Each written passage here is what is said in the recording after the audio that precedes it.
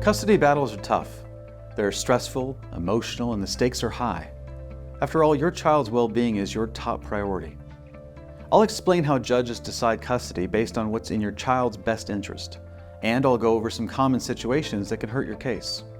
So when a judge is making a decision about what's in the child's best interest and determining custody, there's several factors that they're going to look at. Every case is specific on which factors are most important.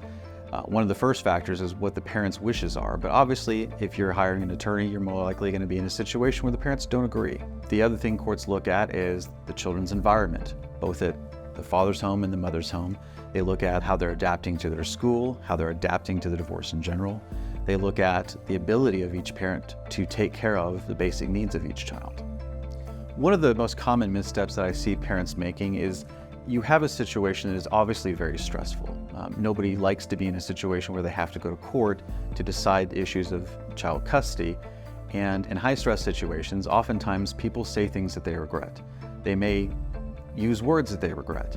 And what they need to remember is that those words can be used against them. Those words may be shown to a judge later down the road. Something you say in text message, something you leave in a voicemail, that may become evidence in your case later on. Another factor that can negatively affect a parent's time is a substance abuse issue. So if you're a parent who is struggling with substance abuse, it's very important that you get on top of that you seek the treatment that you need.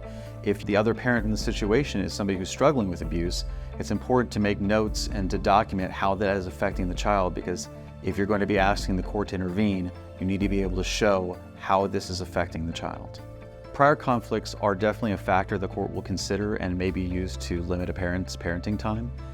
Domestic violence specifically is something that the courts are directed to look at. So if there's an allegation, it can not only affect your parenting time, it can affect your rights and your ability to have any decision in what your child goes to school, where they get, what doctors they see. So it can have a very serious effect if the court finds that there was a previous history of domestic violence. So this often gets brought up to me. Clients will ask me what effect the former spouse or former partner's new significant other will have on child custody case.